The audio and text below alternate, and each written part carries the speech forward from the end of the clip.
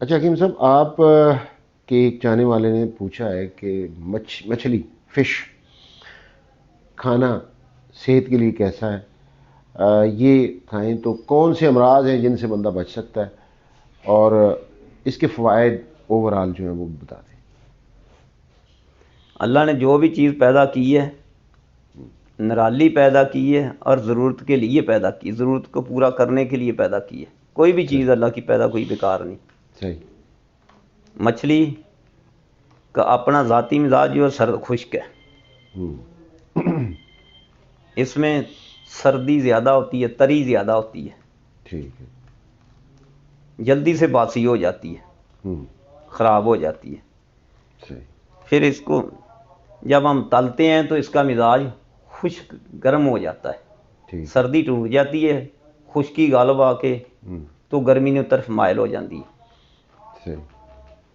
पहलों तो यह है कि एक फायदामंद की है, ये सर्द खुश्क है ना, तो साडा दिमाग साढ़े असाब जड़े ने वो भी तर सर्द ने। तो जो जाम हो जाए, जो पानी की तरह उवें तर सर्द, जो उधर जाम होंगे ने फिर सर्द तर, उन्हें जो सर्दी गालब आके वो जमाओ की तरफ जाते हैं। ठीक है। तरी कम हो जाती, सर्दी गालब रही है। सही। ये साढ़े असाब वास्ते, दिमाग वास्ते, पट्ठियां वास्ते बेहतरीन चीज़ है। उन्होंने ताकत देने वास्ते, दिमागी ताकत वास्ते। जो दिमाग में ताकत आएगी तो दूसरे अजाए, दूसरे भी अजाए, दिल में भी, दिमाग ने अपने दिल में भी, जिगर में भी ताकत देगी, वो अपने अपने मकाम पर उस तरह की ताकत देगी। दिमाग में ताकत देगी, कुवत देगी, तो दिल में ये अपना सुकून देगी, फरत देगी।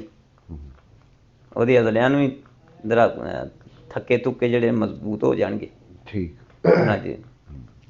तो जिगर दे विच जिहड़ी उहदी सोजिश है उन्हें उतारेगी, जिगर दी सोजिश नूं उतार देगी। अच्छा, जिगर की सोजिश खत्म कर देंगे। हाँ जी। फिर इन्हूं जो असीं मसाले नाल तल तुल लैंदे हां, फिर हो जाती खुश्क गर्म, फिर ये फिर प्यास भी लाउंदी।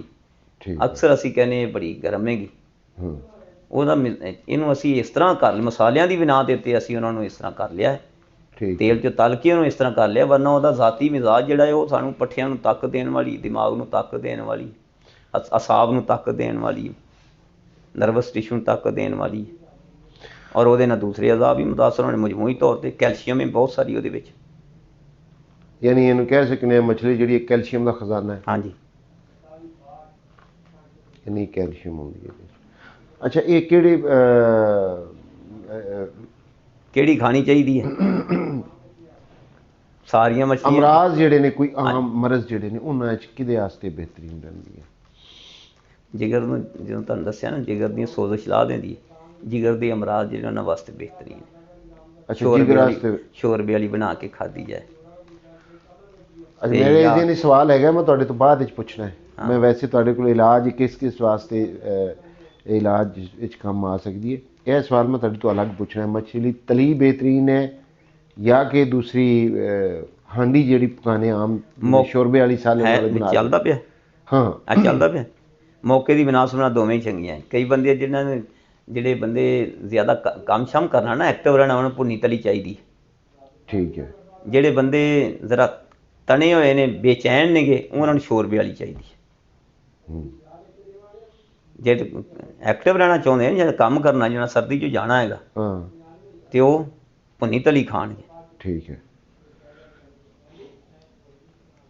तो जी दूसरी शोरबे वाली है, हाँ, वैसे मैंने मज़ेदार जी है ना वो लगती है शोरबे वाली, जो हांडी में पकाई जाती है। वो हर एक नूं इस तरह लगती, अक्सर सारिਆਂ ਨੂੰ नहीं लगती। दूसरी देखो भुनी तलियां खाते, भुनियां तलियां खाते लोग तो अक्सर, ज़्यादातर लोग वो भुनी तली उन्होंने वही अच्छी लगती, उन्हें तबीयत वो मंगती। तो जो दूसरी तरह शोरबे वाली अच्छी लगती, तुहानूं अच्छी लगती, तुसीं उस तरह खा लो। अंदर उन्हें कुवत उस तरह ही हिसाब नूं देनी है, लेकिन वक्त के तकाजे के लिहाज ना उन्हें उस तरह कर देना। मसलन गर्म गर्म चाय पीती है तो उन्हें स्टैमिना दे देना, एक्टिव कर देना। अगर वो ठंडी हुई है तो उस ने बेसवादी हो जाना, वो तुहानूं स्टैमिना नहीं देना। है तो चाह ही है,